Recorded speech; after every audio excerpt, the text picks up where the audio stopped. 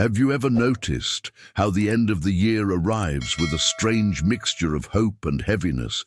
You're standing here, just days away from December 25th, and somewhere deep inside, there's this quiet voice asking, is this it? Is this all that's going to change?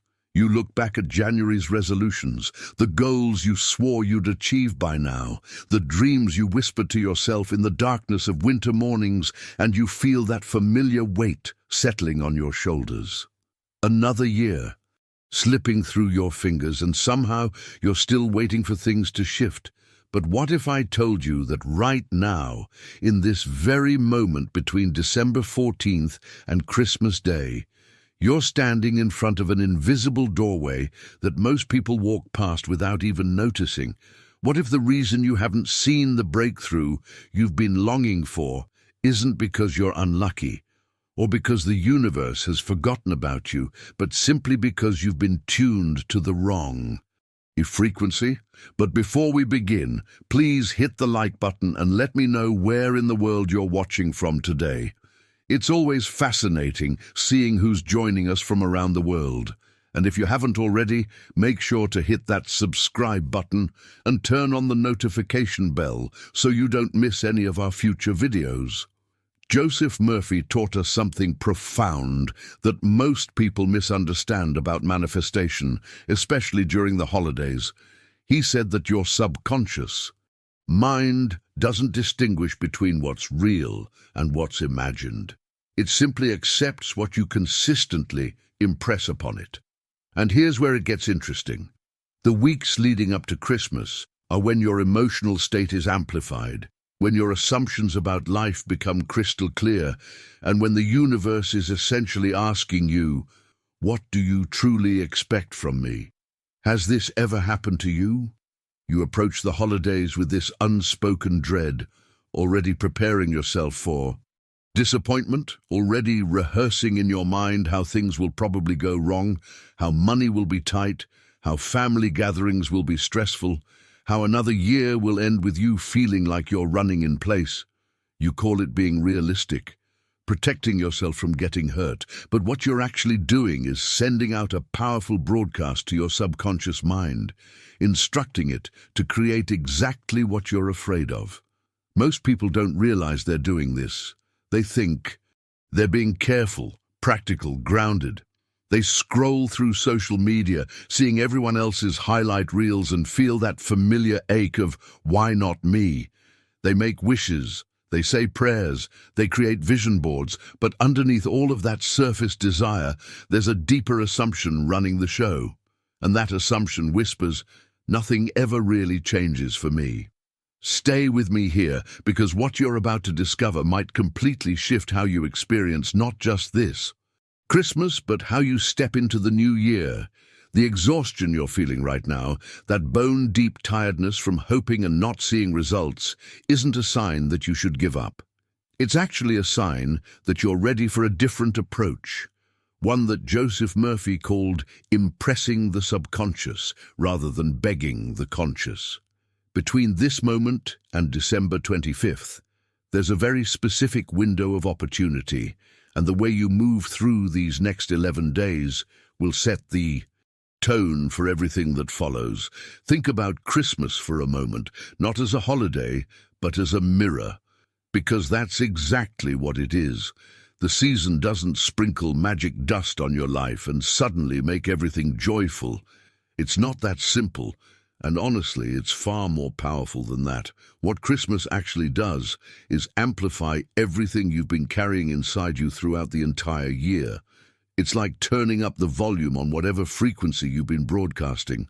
If you've been walking through life with gratitude, even quiet gratitude for small things, you'll feel wealthier during this season, regardless of your bank account. But if you've been holding on to bitterness, resentment, or fear, those lights on the tree won't comfort you. They'll actually make the darkness inside feel heavier. This is the hidden truth about December that nobody talks about in those festive commercials. The holidays don't create your emotional state. They reveal it. They magnify it. And This is precisely why so many people struggle during what's supposed to be the most wonderful time of the year. They're coming face to face with the accumulated weight of 12 months of assumptions, fears, and unfulfilled expectations. It's not the season's fault. The season is just showing you what's been there all along. But here's where the transformation happens, and I need you to really hear this because it changes everything. This amplification effect, this magnifying quality of the December energy, it works both ways. Joseph Murphy understood this deeply when he spoke about the power of mental states and how our inner world creates our outer experience. If Christmas magnifies what you carry, then it also means this is the absolute easiest time of year to manifest something beautiful into your life. Not despite the amplification, but because of it. If this resonates with you, and you want more teachings on manifestation and the power of your subconscious mind, hit that subscribe button right now. This community is growing with people who are serious about transforming their reality, and I'd love to have you as part of it. Most people approach manifestation during the holidays with such desperate energy. They're wishing, hoping, praying with clenched fists and tight chests, and that desperation is exactly what gets magnified and sent back to them. They think they're being passionate about their desires, but what they're actually broadcasting is lack, I don't have this and I need it so badly.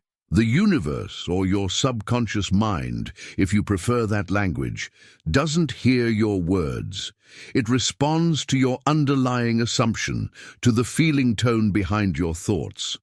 Now, I want to go even deeper into this, because there's a specific reason why manifestation becomes almost effortless during these 11 days, if you understand the mechanism at play.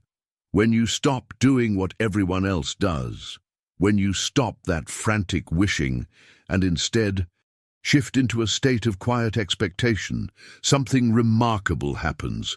You're working with the amplification rather than against it. You're using the magnifying energy of the season to broadcast a clear signal that you already possess, that you already are, that the thing you desire is already moving toward you. This isn't about pretending or lying to yourself. It's about understanding that your subconscious mind is most receptive right now, most open to new impressions, most ready to accept a different story than the one you've been telling it all year long. The impact of this shift in your mental posture during December can set the trajectory for your entire next year. Think about it as planting seeds in the most fertile soil, at the exact moment when the conditions are perfect for growth, but the journey requires you to stop participating in the collective anxiety, the cultural programming that tells you Christmas should be stressful, expensive, and emotionally complicated. If this is resonating with you, write in the comments, I'm ready for something different. So let's talk about something that might shake up everything you thought you knew about manifestation and prayer and positive thinking. You've probably spent time saying affirmations, repeating mantras, declaring what you want out loud, maybe even writing it down 100 times. And I'm not saying those things are useless, but I need you to understand something fundamental that Joseph Murphy discovered through years of studying the subconscious mind. The universe, or whatever you want to call this creative power, doesn't actually respond to your words. It responds to your assumptions. It listens to what you quietly accept as true when nobody's watching, when you're not performing spirituality for anyone, when it's just you and your raw, unfiltered thoughts. There's a massive difference between saying I am abundant while your internal dialogue is screaming, but look at my bank account, this is never going to work. Your words are just sounds in the air, but your assumptions, those are the commands you're giving to your subconscious mind every single moment. They're the instructions that get executed behind the scenes, creating the very reality you experience. And here's where it gets really interesting. Most people have no idea what their actual assumptions are because they're so busy managing their external words and actions that they've never stopped to examine the quiet beliefs running In the background, let me give you a concrete example that you'll probably recognize in your own life. When you think about Christmas this year, what's the first feeling that arises? Not what you think you should feel, not what you tell other people you feel, but what genuinely comes up in your body when you imagine December 25th. If there's a tightness, a heaviness, a sense of here we go again, that's your assumption revealing itself. You might be saying all the right things about being blessed and grateful, but if your assumption is that Christmas will be stressful, expensive, lonely, or disappointing, then you've already placed your order with the universe. You've already sent the blueprint to your subconscious, and it will faithfully construct exactly what you've specified. This is the mechanics of self-fulfilling expectations, and it's not mystical or mysterious. It's just how your mind works. Your dominant assumption acts like a magnet, drawing toward you the circumstances, people, and events that match its frequency. Life literally rearranges itself to validate what you believe to be true. If you assume people will let you down, you'll unconsciously select the relationships where that happens. If you assume money is always tight during the holidays, you'll make decisions that ensure it stays that way. Your subconscious doesn't judge whether your assumptions are good or bad, helpful or harmful. It just says yes to whatever you consistently impress upon it. The revelation here is that you have far more control than you realized, but it requires a different kind of work. It's not about controlling external circumstances or forcing outcomes. It's about becoming aware of these silent assumptions and making conscious decisions to shift them. When you catch yourself mentally rehearsing how difficult Christmas will be, you're not predicting the future. You're creating it. Every time you replay that scenario in your mind, you're deepening the groove, strengthening the pattern, giving your subconscious more evidence that this is just how things are for me. The transformation available to you in these next days isn't about suddenly having different circumstances. It's about changing the assumption from which you're operating and then watching how your external world begins to mirror that internal shift. Your reality doesn't change first, and then you believe it. Your belief changes first, and then reality follows. If you're starting to see how this works in your own life, put in the comments, I see the pattern now. The thing about expectation that most people completely miss is how quiet it is. You're not walking around consciously declaring your expectations to the world. They're not dramatic or loud. They're happening in those tiny, seemingly insignificant moments that you don't even notice. When you're brushing your teeth in the morning and a thought drifts through your mind about the day ahead, that's expectation. When your phone buzzes and before you even look at it, you have a fleeting assumption about what kind of message it might be, that's expectation. When someone says, we need to talk, and you instantly finish that sentence in your mind with a negative outcome, that's expectation doing its work behind the scenes. These micro moments are where your real power lives, but they're also where most people are unconsciously programming their future. You think manifestation happens during your morning meditation, or when you're journaling your intentions, but the truth is, it's happening constantly in these barely noticed thoughts that run on autopilot throughout your day. Joseph Murphy called this the habitual thinking of your deeper mind, and he emphasized that it's not the occasional positive thought that shapes your life, it's the dominant mental attitude that colors everything you do. Here's what I've observed in myself and in countless others, and you'll probably recognize this. Immediately, there's this strange thing we do where we rehearse disappointment in advance. We tell ourselves we're being smart, protecting ourselves, managing expectations so we don't get hurt. Someone invites you to a holiday gathering, and immediately your mind starts playing out all the ways it could be uncomfortable or awkward. You're expecting a bonus or a gift or some good news, but you catch yourself already preparing the speech you'll give yourself when it doesn't happen. You're writing, The consolation narrative before the story has even unfolded. This feels like emotional self-defense, but it's actually self-sabotage wearing a disguise. When you rehearse the letdown, when you practice disappointment before it has any reason to exist, you're essentially wrapping up coal and then acting shocked when it doesn't transform into gold by Christmas morning. You're impressing upon your subconscious mind a very clear image. This is what always happens to me. This is what I should prepare for. And your subconscious, being the faithful servant that it is, goes to work making sure your expectations are met. The impact of this pattern compounds over time. One rehearsed disappointment leads to another, and before you know it, you've built an entire identity around being the person things don't work out for. It becomes part of your story, part of how you introduce yourself to new possibilities. I'd love to hope for that, but knowing my luck, you don't even hear yourself doing it anymore because it's become your default mindset, your go-to narrative, when life presents you with an opportunity to expect something good. What's fascinating is that this same mechanism, this same power of expectation, works in reverse.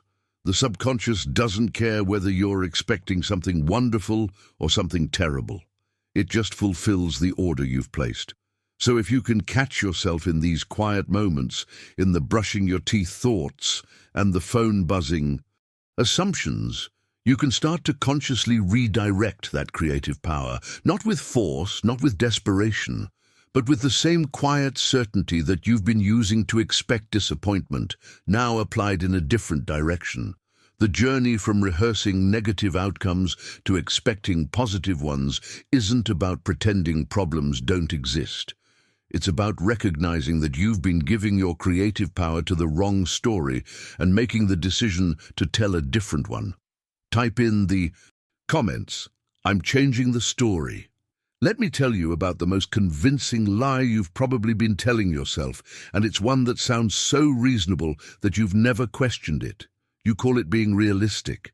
When someone suggests you could experience something wonderful, when a possibility lights up in your mind, there's this voice that immediately steps in and says, "Let's be realistic here." And because it uses that word, realistic, it sounds mature and grounded and intelligent. But here's the hidden truth behind that voice. Realism is just pessimism that learned how to dress professionally. It's limitation that found a way to sound responsible. Think about what you're actually doing when you invoke realism. You're looking at your past results, your current circumstances, your perceived limitations, and you're saying, based on all of this evidence, I should expect less. You've trained yourself to lower your expectations, to shrink your vision, to settle for whatever feels safely achievable. And you defend this position fiercely because society rewards it, because other people nod approvingly when you demonstrate that you're not getting your hopes up. But Joseph Murphy would tell you that this so-called realism is the very thing blocking your transformation. Your real challenge right now, heading into Christmas, isn't that you don't have enough money or enough time or enough luck. Those are just the symptoms. The actual problem is that you've been conditioning yourself to expect less and calling it wisdom. You've been training your subconscious mind to accept a smaller version of life, and it's been faithfully delivering exactly that. The impact of this mindset is that you're using all of your creative power to maintain limitation rather than to expand possibility. If this video is speaking to something real inside you, show me by hitting that like button. It helps this message reach more people who need to hear it. And it also tells me, you want more content like this.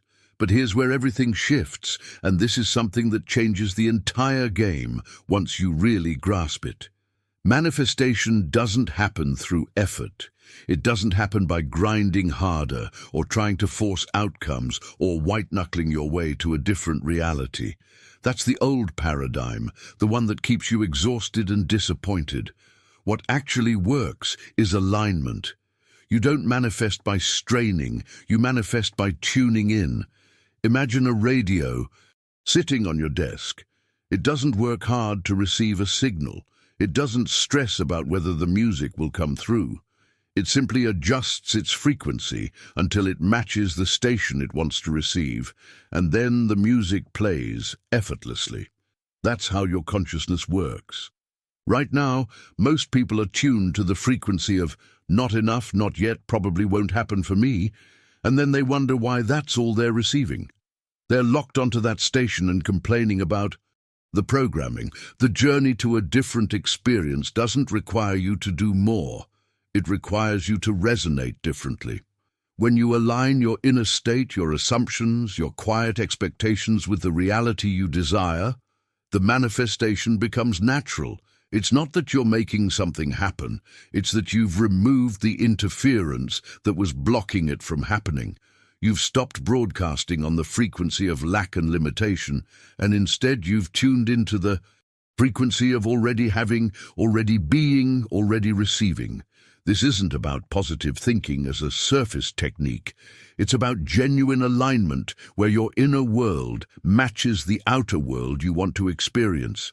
And the beautiful thing is, this alignment doesn't take years of practice or special gifts or perfect circumstances.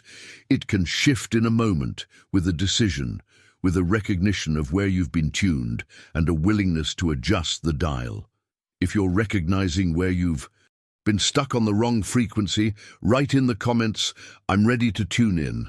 Now here's where most people trip themselves up, and I want you to pay close attention because this is probably the most important distinction you'll hear today. The manifestation process is actually remarkably simple. I mean genuinely simple, almost too simple for the thinking mind to accept. And that's exactly why your mind is going to want to complicate it. Your intellect is going to step in and say, "It can't be that easy. There must be more steps, more techniques, more things I need to do." But that resistance, that need to make it complex, is exactly what keeps people stuck for years. Joseph Murphy spent decades teaching people that the power of the subconscious mind operates on very straightforward principles. You don't need elaborate rituals or complicated formulas. What you need is clarity and consistency in the impression you're making on your deeper mind. The elegance of this process is in its simplicity. But simplicity doesn't mean it's weak or ineffective. It means it's direct, it's clean, it's accessible to anyone willing to understand how it actually works. So let me reveal something that will save you years of frustration and confusion. Most people are chasing the wrong thing entirely. They say, "I want money," or "I want a relationship," or "I want peace in my life." And they focus all their energy on the object itself, on the thing they think they need. But here's the revelation that changes everything. You don't actually want the money, you want the feeling that having money would give you. You don't want the relationship, you want the feeling of being loved and connected. You don't want the physical manifestation, you want the emotional state that you believe that manifestation will provide. This might sound like semantics at first, but it's actually the difference between manifestation that works and manifestation that keeps you chasing your tail forever. When you focus on the object, you're reinforcing the absence of it. You're constantly aware that you don't have it yet, that it's separate from you, that it's something you need to obtain. That awareness of lack is what you're actually impressing on your subconscious, and so you stay stuck in the wanting phase, perpetually reaching for something that stays just out of grasp. But when you shift your focus to the feeling, everything opens up, because you can access that feeling right now, in this moment. Without waiting for circumstances to change, the feeling of security, of being loved, of peace, of abundance, these aren't dependent on external conditions unless you decide they are. This is the hidden mechanism behind every manifestation teaching that actually produces results. You're not trying to get something so you can feel differently. You're feeling differently first. And that feeling state becomes the magnet that draws the corresponding circumstances into your experience. The Transformation happens when you realize that what you've been seeking outside yourself is actually an inside job. The journey isn't about acquiring more, it's about embodying the emotional frequency of already having, and from that state of being, the external manifestations follow naturally because you're no longer broadcasting desperation or lack. You're resonating with fulfillment, with satisfaction, with the quiet certainty of someone who already possesses what they desire. This is why these 11 days before Christmas are so powerful. You can choose one feeling, just one, and commit to living from that feeling regardless of what your current circumstances look like. Not pretending, not faking it, but genuinely finding ways to access that emotional state throughout your day. If this distinction between objects and feelings is landing for you, comment, "I understand the difference now." So, here's what I want you to do right now, and I mean this literally, not as something you'll think about doing later. Choose one feeling that you want to experience on Christmas Day, just one. Not 5, not a complicated combination, just one clear emotional state. Maybe it's joy, maybe it's ease, maybe it's surprise, maybe it's gratitude, maybe it's belonging. Pick it the way you'd pick a dessert from a menu, with that same decisiveness, that same clarity of knowing what you want. And here's the crucial part. Don't negotiate with doubt when it shows up trying to talk you out of it. Your mind is going to immediately start its usual routine of "but what if?" and "that's not realistic given my situation," and "I should probably choose something smaller, something safer." Recognize that voice for what it is. It's the old programming trying to keep you on the familiar frequency. You're not asking permission from your circumstances to feel a certain way. You're making a decision about the emotional state you're going to cultivate, and that decision is sovereign. It doesn't need to be justified or explained or negotiated. Once you've chosen that feeling, and I really hope you're doing this as I'm speaking, everything changes in terms of how you move through the next 11 days. Because from this moment forward, every small decision you make needs to agree with that feeling. This is where most people think I'm about to tell them to do some magical ritual or complicated visualization practice, but it's actually far more practical and grounded than that. What I'm talking about is alignment in action, and it requires discipline, not mysticism. Let's say you chose peace as your feeling. That means when someone texts you drama from 3 months ago trying to pull you into an argument, your decision about how to respond must align with peace. Maybe you don't respond at all. Maybe you respond with kindness, but without engaging the chaos. The specific action doesn't matter as much as whether it matches the frequency you've committed to. If you chose joy, then consuming content that makes you bitter and angry, even if you call it staying informed, is out of alignment. If you chose abundance, then making jokes about being broke, even sarcastically, is sending a contradictory signal to your subconscious. This is the practical work of manifestation that nobody wants to talk about because it requires actual awareness and genuine decisions throughout your day. It's not a one-time morning practice that you do and then forget about. It's a continuous alignment where you're asking yourself, does this thought, this action, this choice match the feeling I've decided to embody? And when the answer is no, you course correct immediately without judgment or drama. The impact of this kind of consistency is profound because you're training your subconscious mind through repeated evidence that you are someone who lives from this feeling. Not someone who hopes to feel this way someday when circumstances permit, but someone who chooses it now and makes decisions accordingly. Your subconscious learns from what you do far more than from what you say, and when it sees you consistently choosing actions that align with your desired state, it begins to reorganize your entire experience to match that frequency. This is the behind-the-scenes work that separates people who occasionally manifest something nice from people who live in a state of continuous manifestation. It's not about perfection, it's about direction. Every aligned choice is like tuning. The radio dial a little closer to the station you want to receive. Leave a comment saying, "I'm aligning my choices now." There's a brutal honesty required here that most people aren't willing to face. You can't choose peace and then spend your evenings arguing with chaotic people who thrive on confusion. You can't choose joy and then scroll through content that makes you bitter and resentful, telling yourself you're just staying informed about the world. You can't choose abundance and then keep making those self-deprecating jokes about being broke, thinking it doesn't matter because you're just being funny. But here's what Joseph Murphy understood deeply. Words are spells, even when spoken sarcastically, especially when spoken sarcastically, because that's when your guard is down and the impression goes straight into your subconscious without any filtering. Every contradictory behavior you engage in is essentially telling your subconscious, "I didn't really mean it when I said I was choosing that feeling." It's like planting seeds and then walking through the garden, stepping on them, wondering why nothing grows.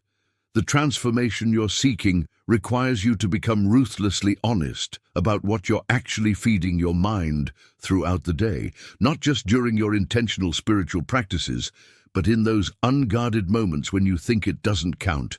Those moments count the most because that's when your real assumptions are operating. Now let me share something that might sound abstract at first, but becomes incredibly practical once you understand it. There's a way of being that I call adopting the posture of divine favor. And before you think I'm about to get all mystical on you, let me explain what I actually mean. This isn't about pretending or performing or putting on a fake persona. It's about embodying the inner stance of someone who genuinely expects good things to flow into their life. Watch how someone moves through the world when they truly believe they're favored by life, by the universe, by whatever creative force you want to name. They don't rush. There's no frantic energy in their movements because they're not operating from scarcity consciousness. They don't panic when something doesn't go according to plan because they trust the overall trajectory of their life. They don't cling to people or opportunities with desperate hands because they know more goodness is always available. This isn't arrogance. It's not spiritual bypassing. It's just a different frequency of being. And here's the revelation. This posture, this way of carrying yourself, is available to you right now, regardless of your current circumstances. You don't need to wait for your bank account to change, or your relationship status to shift, or your health to improve, before you adopt this posture. In fact, it works in reverse. When you begin to move through your days with this inner certainty, when you make decisions from this place of trust rather than fear, your external circumstances begin to rearrange themselves to match your new frequency. It's not magic, it's mechanics. You're literally broadcasting a different signal, and life responds to the signal you're sending. The impact of this shift in posture shows up in the smallest moments. How you speak to the cashier at the store, how you respond when someone cuts you off in traffic, how you handle an unexpected bill or a delayed package. Someone operating from divine favor. Posture doesn't collapse into victimhood when life presents a minor inconvenience. They maintain their center, their calm, their quiet expectation that things are working out for them even when the current moment looks like evidence to the contrary. This is the journey from living reactively to living from a place of grounded certainty. And the beautiful thing is, you can practice this posture right now, today, in whatever situation you find yourself in. Write in the comments, "I'm choosing the posture of favor." Let me tell you about a practice that seems almost too small to matter, but it's one of the most powerful tools for reprogramming your subconscious mind. When something small goes right in your day, a parking space opens up right where you need it, you get an unexpected message from someone you were thinking about, you find a discount on something you were about to buy. Most people brush these things off as coincidence or luck or random chance. But what if you started Responding differently? What if, instead of dismissing these small wins, you paused for just a second and said quietly to yourself, "Of course." Not with arrogance, not loudly, just a calm acknowledgement. Of course this parking space was here for me. Of course this worked out. What you're doing in that moment is teaching your mind a new normal. You're training your subconscious to recognize that good things flowing into your life isn't an exception, it's the rule. This is how you shift from the frequency of surprise when something goes well to the frequency of expectation. And expectation, as we've already established, is what the universe responds to. Each time you acknowledge a small win with that calm, "of course," you're depositing evidence into your mental bank account that you are someone things work out for. The transformation happens gradually through accumulation. One, "of course," might feel insignificant, but 50 of them over the next 11 days starts to create a new groove in your consciousness. Your subconscious begins to accept this as your identity, someone who expects favorable outcomes, someone who naturally attracts convenient circumstances, someone for whom life tends to arrange itself beautifully. This isn't about ignoring challenges or pretending difficulties don't exist. It's about changing the weight you give to positive evidence versus negative evidence in your daily experience. Now, as we move through these days toward Christmas, I need to address something critical that trips up even people who understand everything I've been sharing. There's this subtle but deadly energy that creeps in when you have a deadline, and that energy is desperation. You know December 25th is coming, and part of you starts to panic, starts to grip tighter, starts to demand that the manifestation show up on your timeline. But here's the hidden truth that Joseph Murphy emphasized repeatedly. Desperation cancels miracles faster than doubt ever could. When you move into desperation, you're no longer in the posture of divine favor we talked about. You're in the posture of lack, of not having, of needing something outside yourself to make you feel complete. And that frequency repels the very thing you're trying to attract. Think about it in human terms. When someone approaches you with desperate energy, you instinctively want to back away. The universe operates on similar principles. You're not trying to force life into a corner, demanding it deliver by a certain date. You're allowing life to show off, to surprise you, to demonstrate its creative power in ways that might be even better than what you had imagined. The journey between now and Christmas isn't about white-knuckling your way to a manifestation. It's about maintaining your alignment, holding your posture, keeping your frequency clear while remaining open to how and when things unfold. The deadline isn't really about December 25th anyway.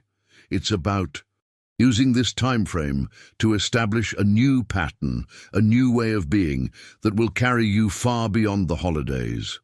Put in the comments, "I trust the timing of my life." There's a sentence I want you to say right now, not just with your mouth, but with your whole being. And I want you to notice what happens in your body when you say it. The sentence is this: "Something wonderful can happen quickly for me." Say it slowly, let it sink in, and pay attention to any resistance that bubbles up. Maybe there's a tightness in your chest.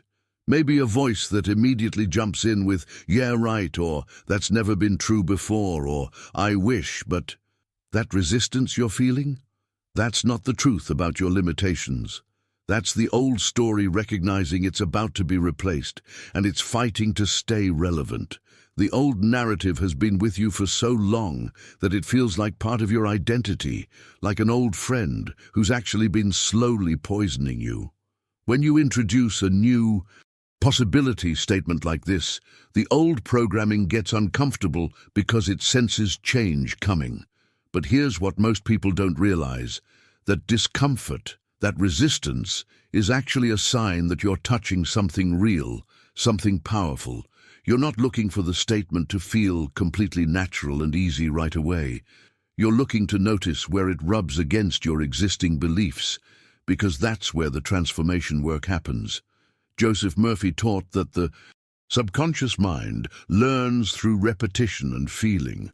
So when you say, something wonderful can happen quickly for me, you're not trying to convince yourself of something false. You're introducing a new possibility into your consciousness. And with each repetition, especially when combined with the feeling of it being true, you're weakening the old pattern and strengthening the new one. The impact of this simple practice over 11 days can completely rewire your expectation system.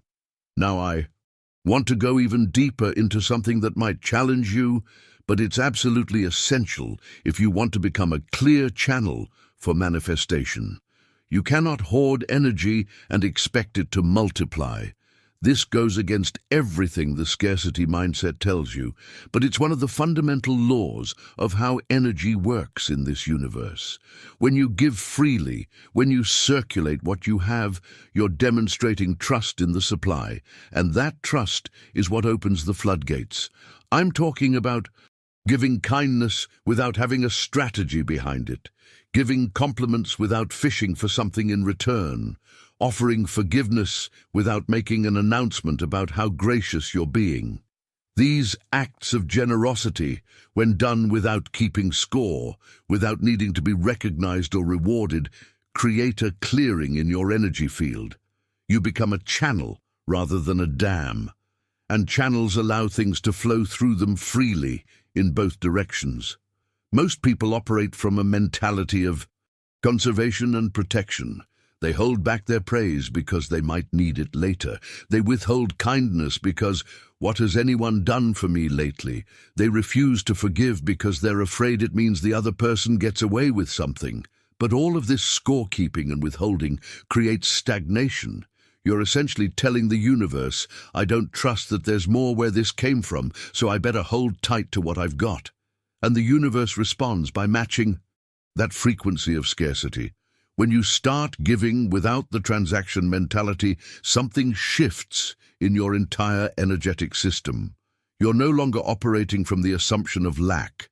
You're operating from abundance, from overflow, from the recognition that the source is infinite and there's always more available. Comment below, I'm becoming a clear channel. The beautiful paradox of generosity is that it doesn't deplete you. It actually expands your capacity to receive. When you give freely, you're making a powerful statement to your subconscious mind and to the universe itself. You're saying, I trust the supply. I know there's more where this came from. I'm not operating from a position of scarcity. And that trust, that demonstration of faith in the abundance of life, is what creates the opening for more to flow toward you. It's not a transaction where you give to get. It's an energetic principle where what flows out must return, and it always returns improved and multiplied. Think about water. When it flows, it stays fresh and life-giving. When it stagnates, it becomes toxic. Your energy, your resources, your kindness, they all operate on the same principle. The act of circulation keeps everything alive and growing. So when you're generous without keeping score, you're not being naive or foolish. You're actually participating in one of the fundamental laws of manifestation. You're proving through action that you believe in abundance. And that belief becomes the frequency that attracts more abundance into your life. Now let me share something practical that might seem small, but carries enormous power. There's a concept I call silent confidence, and it shows up in how you prepare for the good you're expecting. Most people wait for proof before they make any moves. They wait until the money shows up before they plan what they'll do with it. They wait until the opportunity arrives before they get ready for it. But preparation itself is a form of manifestation because it demonstrates expectation. When you clean a space in your home, you're making room for something new to enter. When you buy a card without having assigned it to anyone yet, you're anticipating a reason to celebrate. When you wrap a gift early, even before you know exactly who it's for, you're living from the assumption that generosity and joy are about to have a place in your experience.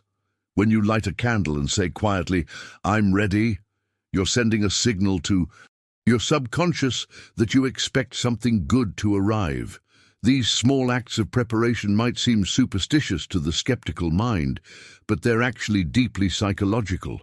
You're training yourself to live in readiness rather than in resistance. You're adopting the posture of someone who believes good things are on their way.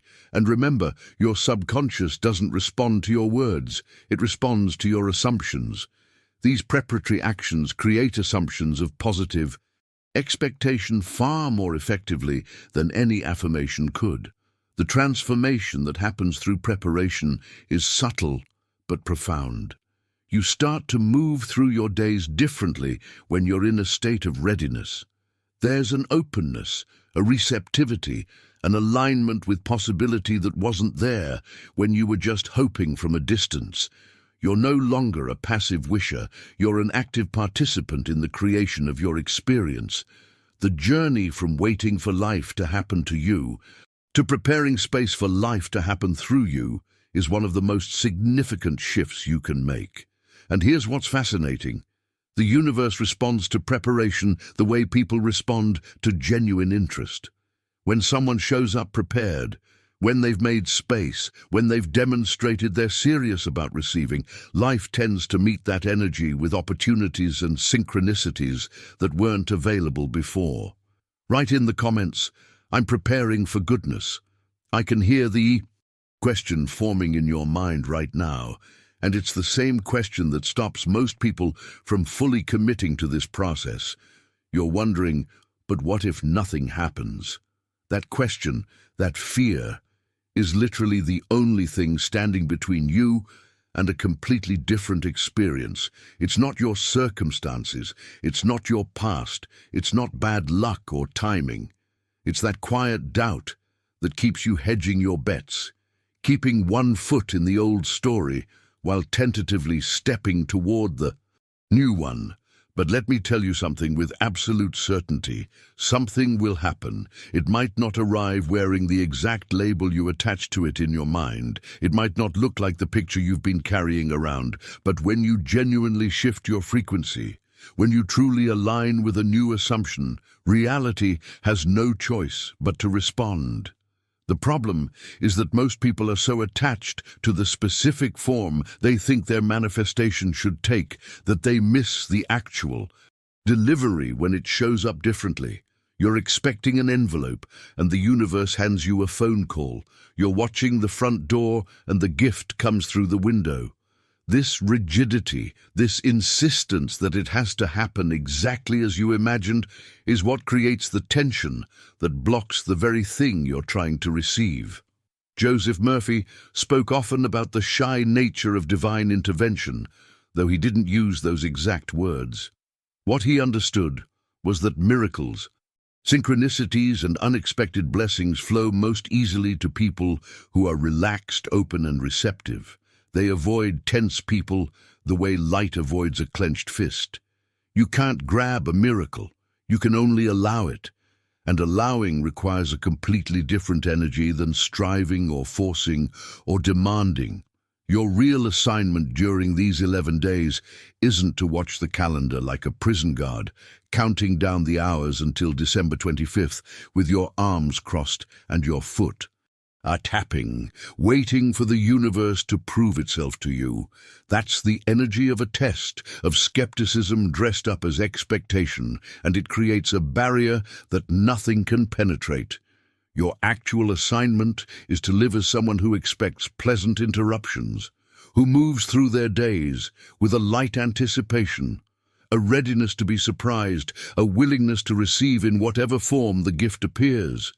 The difference between these two postures is everything. One is tight, controlling, watching, measuring, keeping score. The other is loose, trusting, present, available. Think about how you feel around someone who's constantly tense and vigilant versus someone who's calm and open. You naturally want to give to the second person, to share with them, to bring them good news. The universe operates on similar principles. It responds to your energetic invitation, not your mental demands.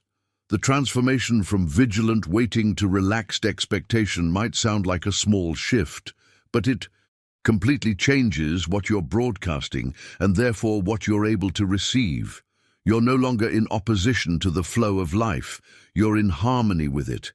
And from that place of harmony, things that seemed impossible from the tense place suddenly become not just possible, but natural. Type in the comments, "I'm releasing the tension." Doubt is going to show up. Let's just establish that right now so you're not surprised when it arrives, probably multiple times between now and Christmas. And here's what most people get wrong about doubt.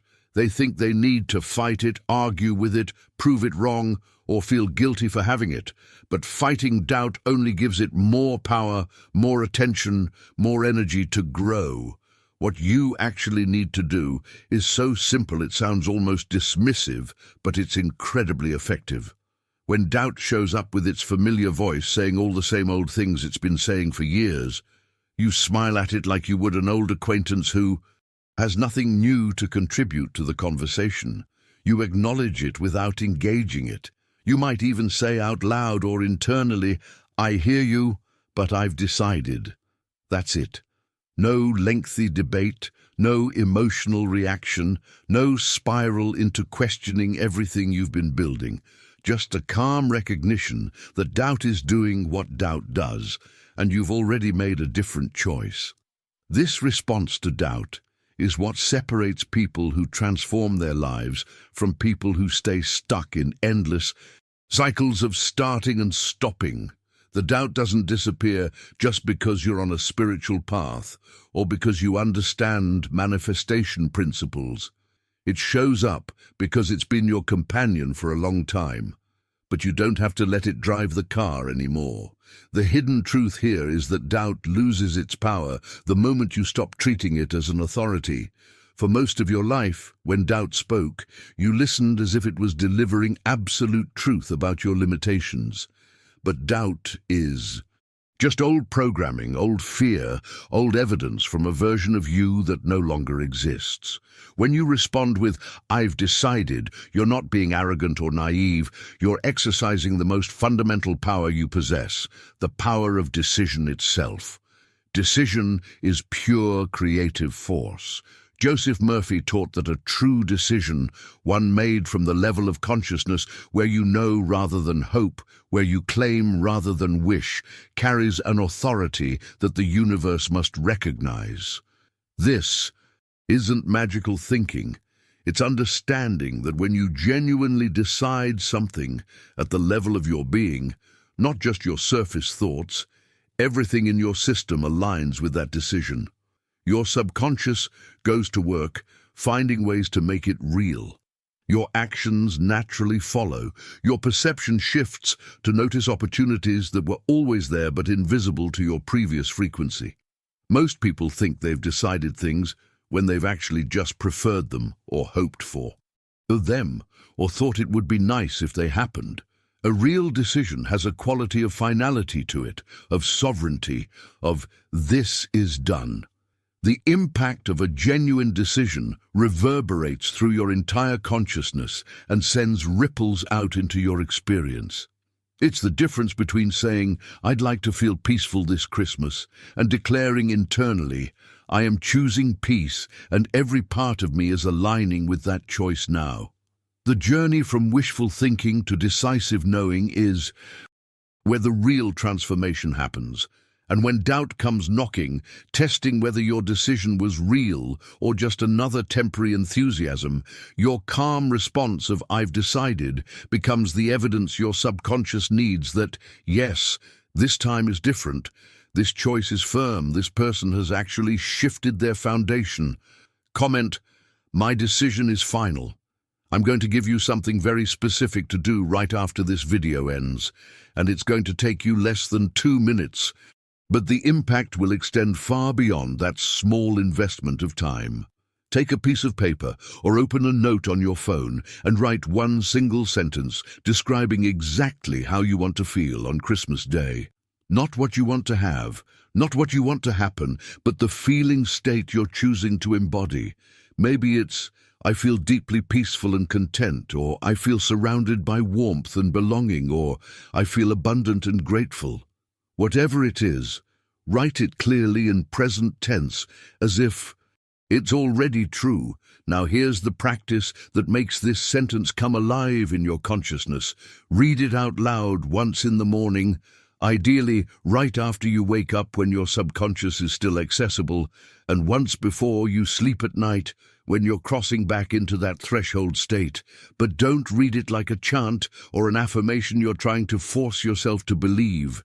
Read it like a reminder of who you've already decided to be.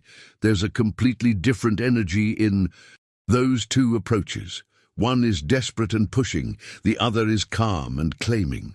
Joseph Murphy understood that the moments right before sleep and right after waking are when your subconscious mind is most impressionable, most open to accepting new patterns. By bookending your day with this simple reminder of your chosen feeling state, you're creating a container for that frequency to build throughout the days ahead.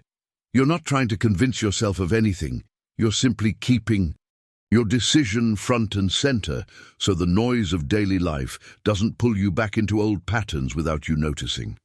But here's something that might surprise you about how manifestation actually accelerates. There's tremendous power in declaring your intention not just privately but publicly, even in a small way. When you share what you've chosen, when you put words to your commitment where others can witness it, something shifts in your relationship to that choice. It becomes more real, more solid, more anchored in your actual experience rather than remaining a private hope you're not quite sure about. This is why I'm going to ask you to do something that might feel vulnerable, but is incredibly powerful. The simple act of typing your chosen feeling into the comment section below isn't just for me to see or for other viewers to read. It's a declaration, a stake in the ground, a public claiming of the frequency you've decided to embody. The moment you write it out and share it, you're strengthening the neural pathway in your brain. You're making it more difficult for doubt to talk you out of it later. And you're activating a principle of manifestation that works through witness and acknowledgement. There's a reason people make toasts at celebrations, why couples exchange vows in front of others, why ceremonies throughout history have involved public declarations. Speaking your truth, sharing your intention, putting your commitment into words that others can see creates an energetic seal on that decision. It moves it from the realm of maybe into the realm of this is happening. The transformation from private wish to public declaration is one of the most underestimated tools in the manifestation process. Leave your comment now with the feeling you've chosen. On Christmas Day, I feel. Now here's something that's going to happen that I need to prepare you for, because if you don't understand it, you'll misinterpret it as failure when it's actually confirmation. The moment you make a real decision, the moment you genuinely shift your frequency and commit to a new assumption, life immediately tests that decision. Not because the universe is cruel or playing games with you, but because it's precise. It needs to know if you meant it or if this was just another temporary wave of inspiration that will fade by tomorrow. What does this test look like in practical terms? You decide you're choosing peace, and suddenly someone from your past sends you the most inflammatory message they could possibly craft. You decide you're choosing abundance, and your bank app seems to refresh with an attitude, showing you every expense in bold letters. You decide you're choosing joy, and your mind helpfully reminds you of every reason you have to be miserable, pulling up memories you hadn't thought about in months. This isn't coincidence. This is life asking you a direct question. Are you serious about this new direction, or was that just talk? Most people completely misunderstand this phase. They think the emergence of challenges after making a positive decision means they're doing something wrong, that the universe is rejecting their choice, that manifestation doesn't work for them specifically. So they panic, they abandon the new frequency, and they crawl right back into the familiar discomfort they've been living with for years. And then they wonder why nothing ever changes. They were right at the threshold of breakthrough, right at the Moment where their decision was about to solidify into their new reality, and they blinked. The hidden truth is that these difficulties aren't signs to quit. They're invitations to hold your posture, to demonstrate through your response that yes, you actually meant what you decided. Every time you maintain your chosen frequency in the face of something that used to derail you, you're depositing powerful evidence into your subconscious that this version of you is real, is solid, is here to stay. You're proving to yourself, not to anyone else, that your decision wasn't conditional on everything being easy. Joseph Murphy spoke about the testing phase as a necessary part of impressing new patterns onto the subconscious mind. The old patterns don't just disappear because you've decided on something new. They rise up one more time, sometimes more forcefully than before, to see if you're really committed to replacing them. This is actually how transformation works at the deepest level. The challenge is the mechanism through which the change becomes permanent rather than temporary. The journey through this testing phase is where people either become masters of their consciousness or remain victims of their circumstances. When that old trigger shows up and you choose to respond from your new assumption rather than your old reaction, you've just leaped forward in your evolution.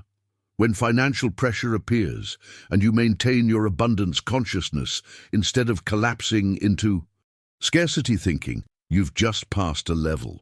The impact of holding your posture through these tests can't be overstated because each time you do it, you're literally rewiring your automatic responses. Right below, I see the test for what it is.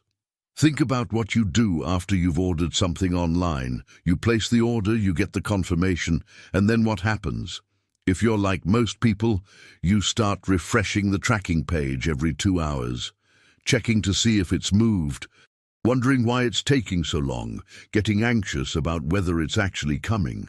But here's the thing, all of that checking doesn't speed up the delivery by even a single second.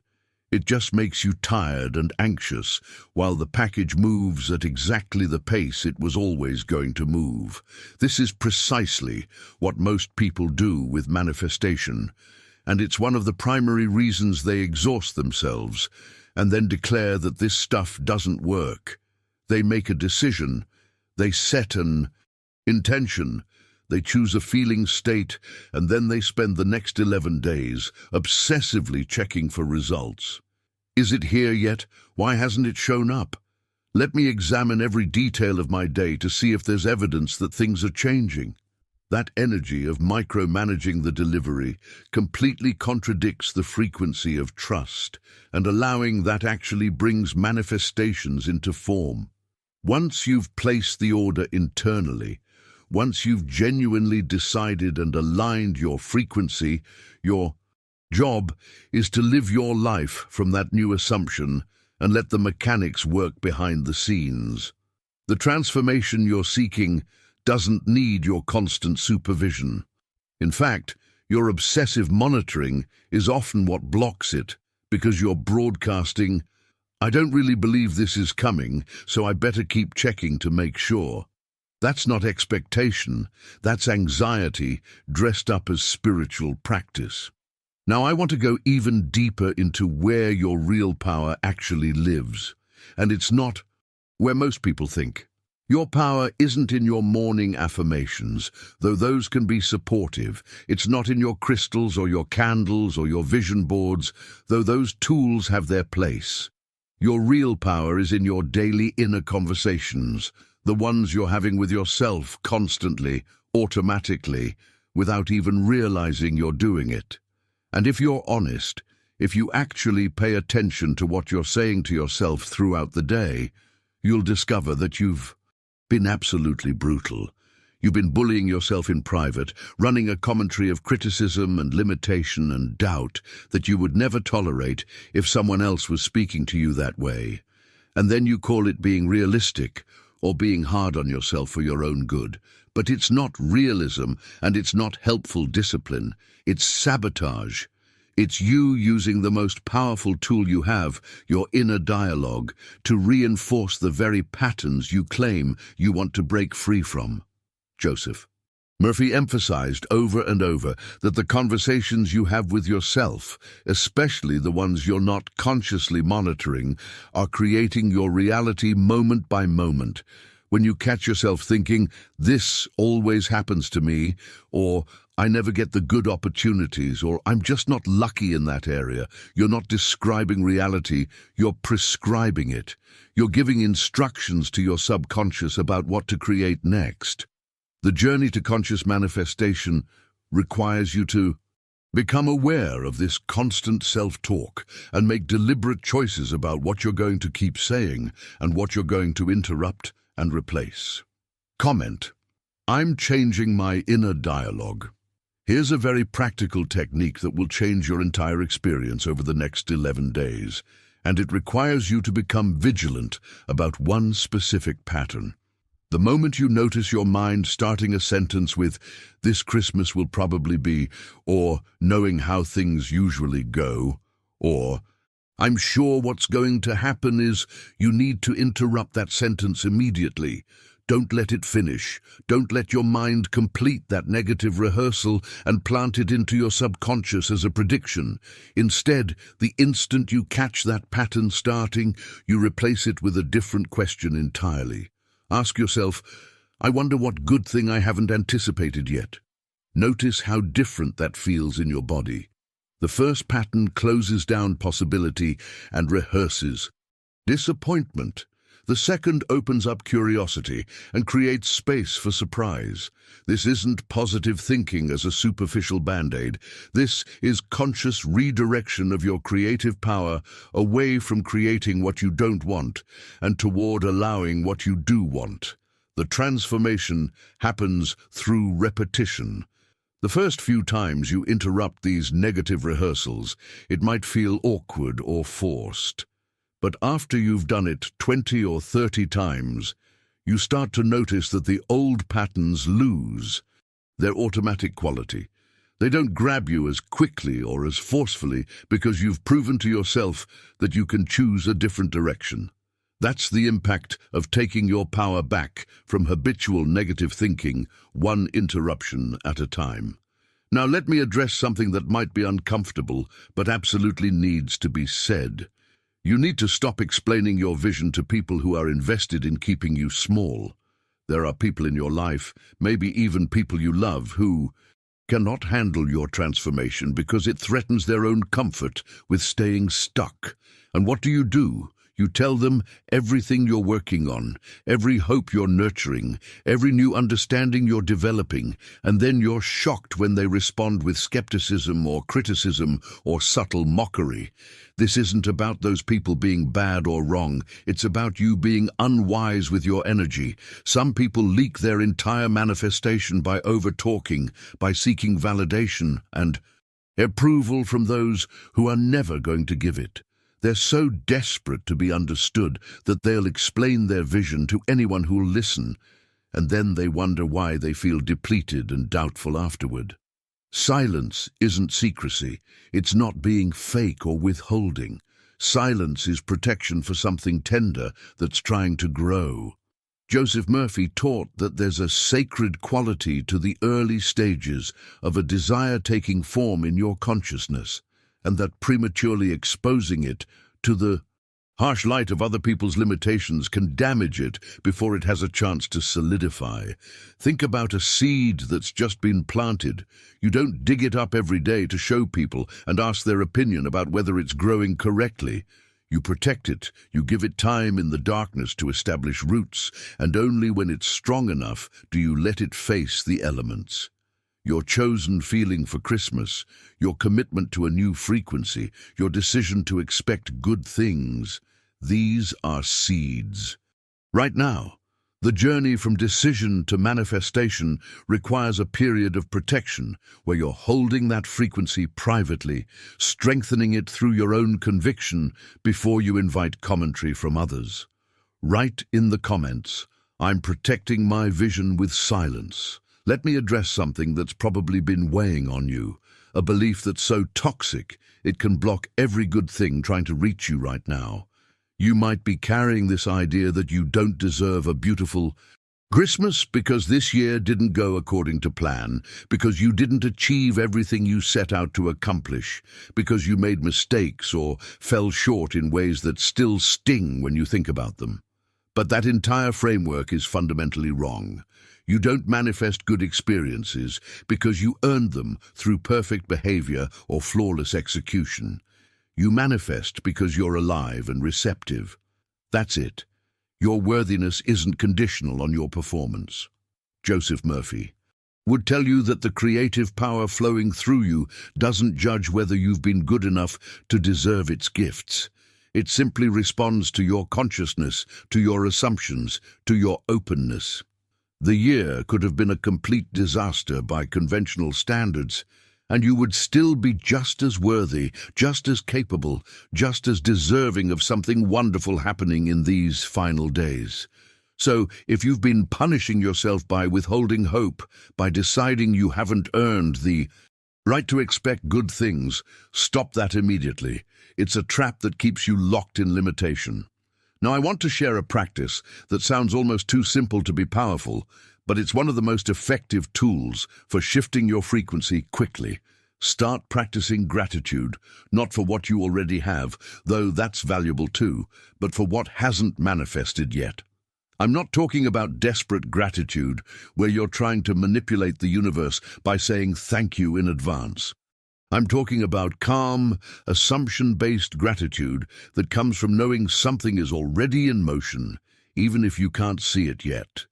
You might say quietly to yourself, "Thank you for the ease that's unfolding," or "Thank you for the surprise that's finding its way to me," or "Thank you for the resolution that's already working itself out behind the scenes." Notice you're not begging, or hoping, or wishing. You're thanking from a place of certainty, from an assumption that the fulfillment is already happening, you just haven't witnessed its arrival yet. This gratitude for the unseen trains your consciousness to operate from completion rather than lack. The transformation that happens through this practice is that you stop living in the energy of waiting and start living in the energy of receiving. And receiving is a completely different frequency than wanting. When you're in receiving mode, you're relaxed, open, expectant in a soft way rather than a tense way. That's the state where manifestations flow most easily. Beyond the internal work, there's also tremendous value in taking one small aligned action each day. Do something that a person who's expecting a good Christmas would naturally do. Maybe you wrap a gift even though you don't know exactly who it's for yet. Maybe you organize one corner of your home as if you're preparing for something lovely. Maybe you plan one simple pleasure, even if it's just making your favorite meal or lighting candles. These actions might seem insignificant, but they're anchoring your big assumptions into physical reality through small, concrete steps. And finally, each night before you sleep, ask yourself one question that will train your awareness in a way that completely changes what you're able to receive. Where did I see kindness, ease, or progress today? Your first instinct might be to say nowhere, especially if you've trained yourself to focus on problems. But look again. There's always evidence if you're willing to see it. Comment, "I'm training my eyes to see differently."